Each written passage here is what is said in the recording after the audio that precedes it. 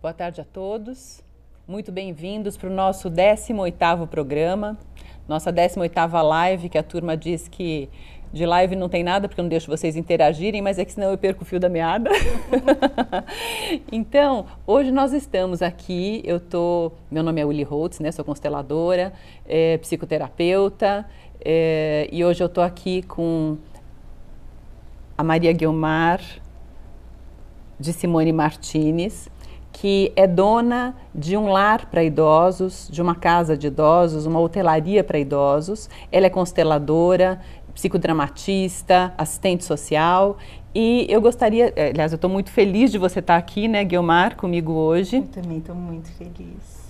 E hoje o nosso tema, como o nosso programa fala de constelação familiar, o nosso tema hoje é como a gente lida com o envelhecimento. Então, como é que a gente olha para os nossos pais que estão ficando idosos? Como é que a gente olha para esses pais quando eles, de repente, têm Alzheimer e não podem mais responder pelas suas próprias ações? E isso traz muita encrenca, né, Gui? Sem dúvida, muitas encrencas. Bom, boa tarde a todos. Uli, é uma honra, é um prazer estar aqui com você, inclusive falando sobre envelhecimento e constelação familiar, que são dois assuntos que eu gosto demais. Então, espero poder compartilhar um pouquinho do que eu sei com vocês todos. Então, o que a gente vê?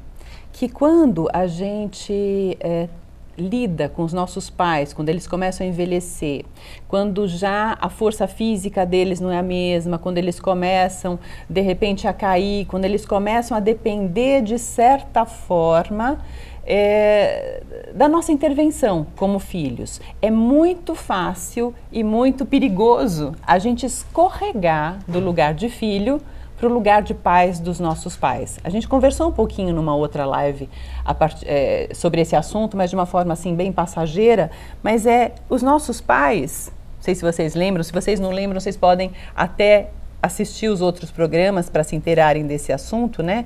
Então, os nossos pais são a fonte da nossa vida, eles são os grandes para a gente. E quando,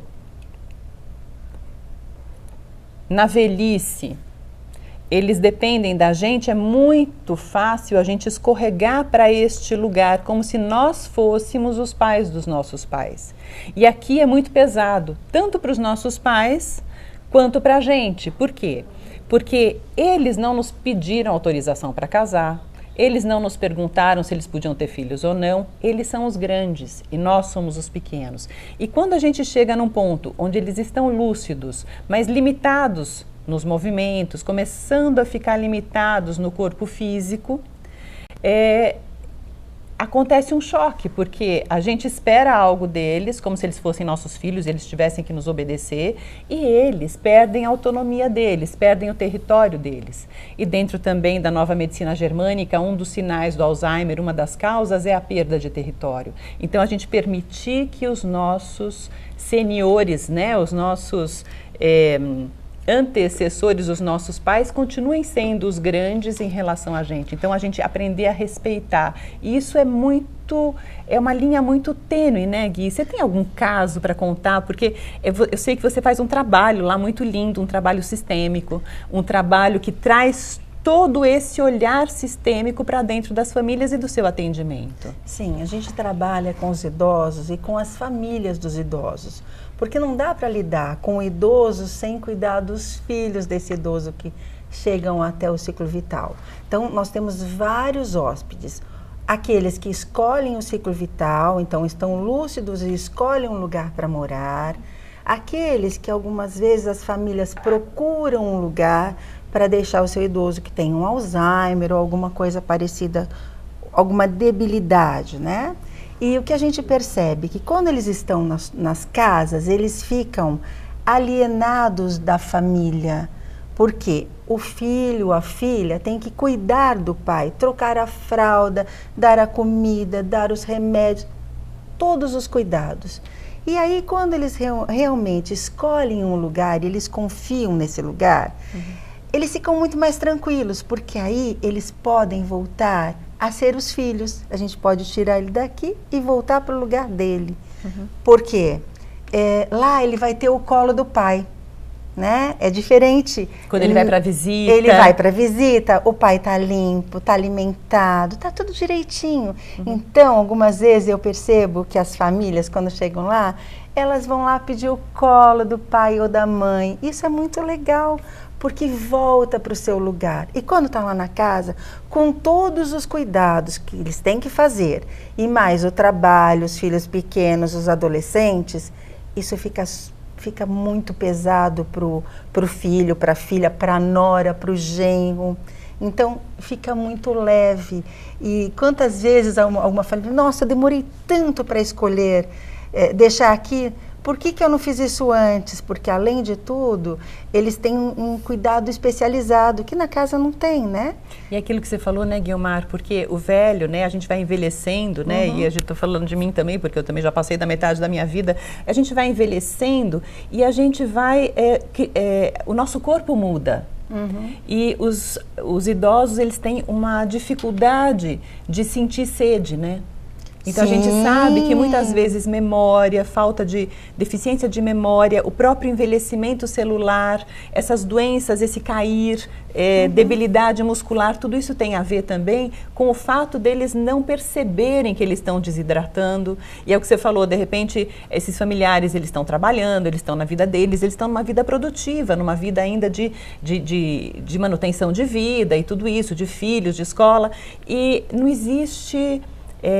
mesmo sem querer, né, Gui? É sem querer, é sem querer. E existe uma consciência muito pesada, né? A gente tem um preconceito em relação a permitir que os nossos pais, que os nossos velhos vão para uma hotelaria, por exemplo. A não ser que realmente a gente conheça esse lugar, que a gente saiba como esse lugar trabalha.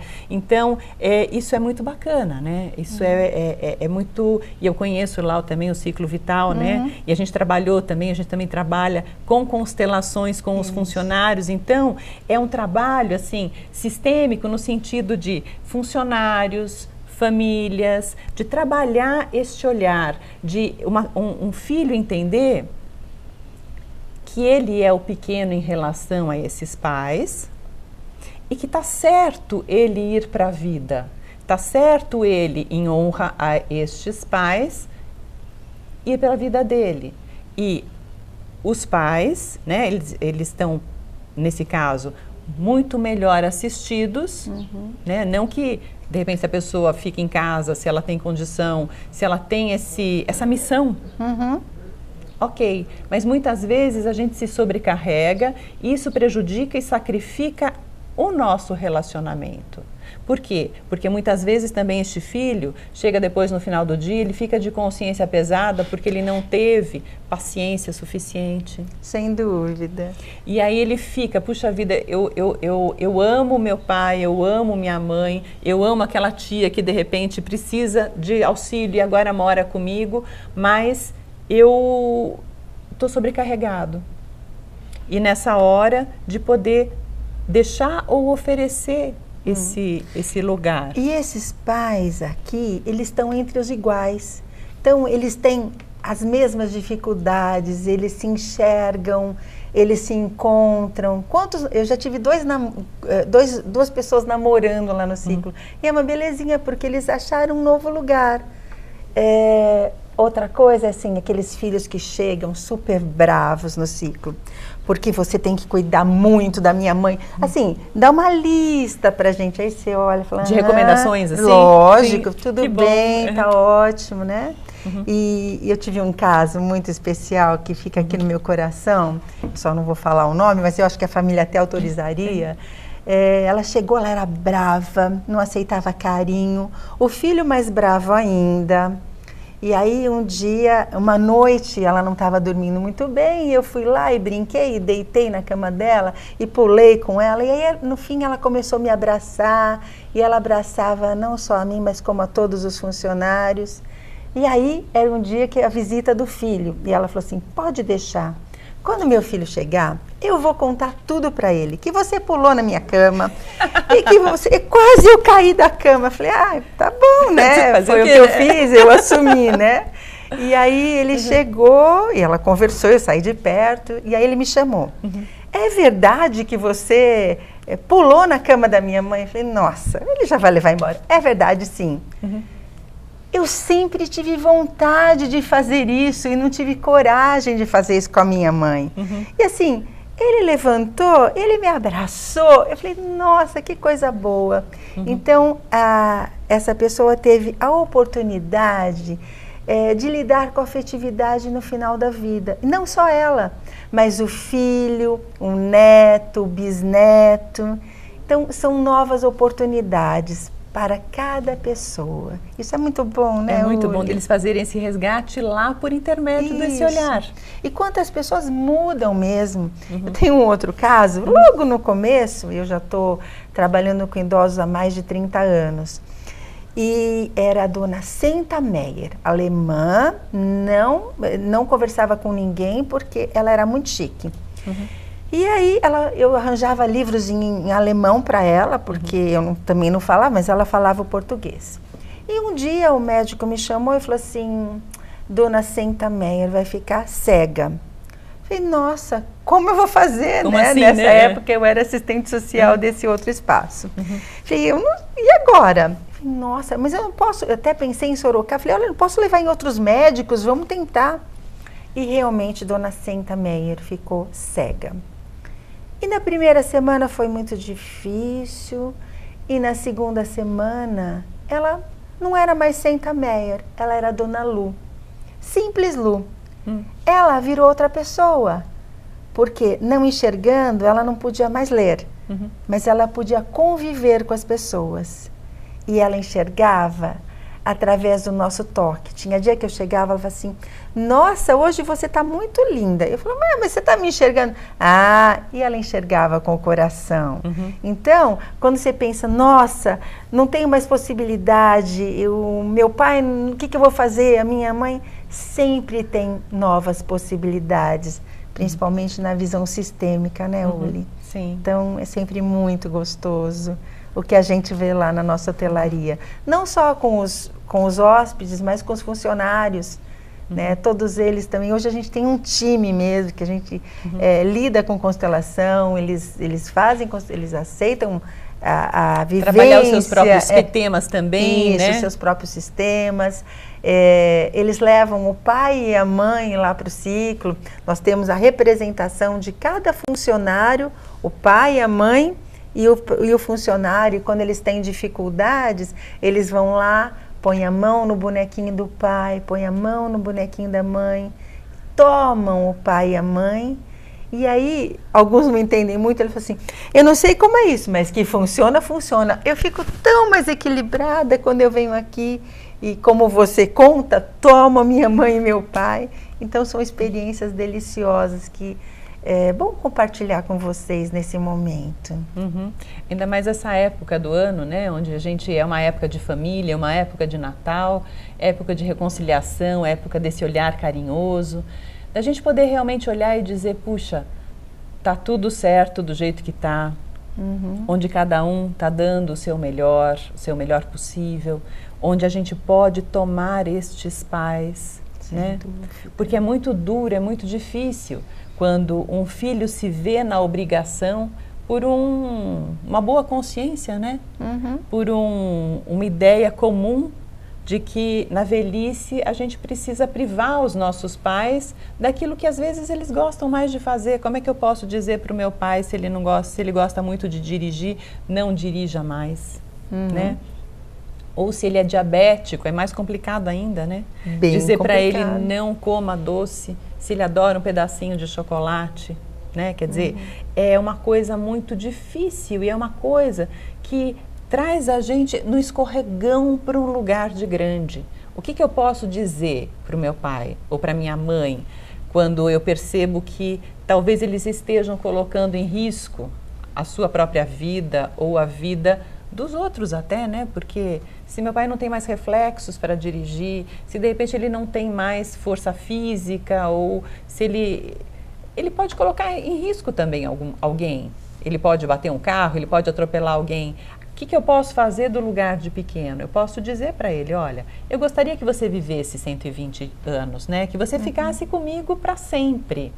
Então, eu estou vendo que você tem suas limitações. O médico, o oculista já te falou que talvez fosse melhor você pensar em não dirigir mais, em contratar alguém para dirigir, ou em pegar um Uber, ou não sei, eu pedi a gente se compor de tal forma que você não precise deixar de fazer aquilo que você gosta e que te dá prazer. Então eu posso até ajudar e também entrar nisso, mas eu não posso chegar para um pai e dizer, olha, eu vou tirar de você a sua chave do carro, eu vou vender o seu carro, porque isso representa para essa pessoa essa perda de território. Isso está deslocado, isso está fora do lugar, isso vai trazendo uma tristeza, né? E um isolamento para dentro de si mesmo, onde muitas vezes a pessoa fala, puxa, agora eu estou na hora extra, né? Estou na prorrogação do segundo tempo e vamos ver quanto tempo ainda leva para que eu vá também, né? E principalmente quando a gente vê casais que também ficaram juntos durante muito tempo, que é muito comum, né, Gui, que morre um, o outro logo e morre. O outro logo em seguida, ele também se despede da vida, né? Ele escolhe morrer, né? Ele escolhe morrer.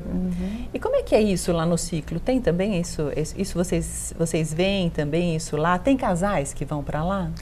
Tem casais. Nós recebemos, na verdade, recebemos uma senhora, ela tinha algumas dificuldades, ela tinha Alzheimer, e aí o marido foi visitá-la e gostou do lugar, também um casal muito exigente, uns filhos muito exigentes, e aí ele falou assim, olha, a partir de amanhã, você põe uma cama de casal aqui, porque eu vou morar aqui.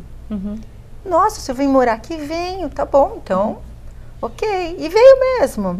E quando a mulher faleceu, imaginei que ele voltasse para a casa dele, né, na convivência dos filhos, nem pensar, aqui é o meu lugar, eu só vou sair daqui o dia que eu morrer, porque aqui eu tenho atividade, a gente sai muito a passeio, vai a teatro, vai a restaurantes, eles escolhem e a gente cumpre o que eles querem, né? Lá na minha casa eu não tinha nada disso não, então eu não saio daqui. E realmente ele também faleceu no ciclo vital, né? Então é uma experiência muito agradável, de escolha, né? Quando eles estão abertos à nova vida, a novo tipo de vida, eles percebem o quanto é bom. E aproveitando que a gente está no mês de dezembro, né, o último mês do ano, onde a gente está falando de envelhecimento, Uli, será que todos nós pensamos no nosso envelhecimento?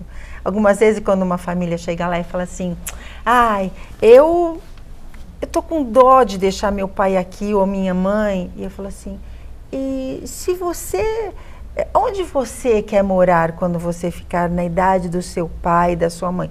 Ah, não, eu quero um lugar assim, nossa, esse lugar é ótimo. Então, e por que você não quer isso para o seu pai e para a sua mãe? Então, é uma questão de preconceito, quando a gente não para pensar a qualidade de vida, né? Onde eles vão contar de coisas que eles viveram numa mesma geração. Isso. Um entende o outro, a dor, a alegria, a mudança, né? Essas mudanças, eles compartilham dos mesmos pensamentos, do mesmo sentir, né? E eles são dono da casa, né? E sem contar que o lugar é lindo, né, Gui? Ah, eu acho. Acho que você vai contar lugar um bem pouquinho lindo. do lugar, né? Que é em São Roque, né? É em São Roque, a gente está no Planalto Verde, na Alameda dos Manacás, 541. A gente tem um Facebook, então é Residencial Ciclo Vital, e lá os idosos adoram dar depoimento, então eles curtem esta parte, e vale a pena vocês conhecerem e escutarem um pouquinho do que eles falam, do que as famílias falam também dessa experiência, né? E de conhecer outras casas de idosos também, não precisa ser o ciclo, Claro. mas para entender o que é isso e como é que esse atendimento está melhorando nos dias de hoje, porque há 30 anos atrás nós não tínhamos nem livros para estudar envelhecimento. Agora está bem, né? Esse respeito ao envelhecer. E nosso tempo acabou, né? Nossa. Então, eu te agradeço por você ter vindo, né? Muito obrigada. É uma honra. Né? E eu gosto muito, acho lindo o seu trabalho, parabéns. Obrigada. E até uma próxima, desejo a todos um super feliz Natal e uma passagem para 2018, lindas surpresas em 2018 e a gente se vê novamente no ano que vem.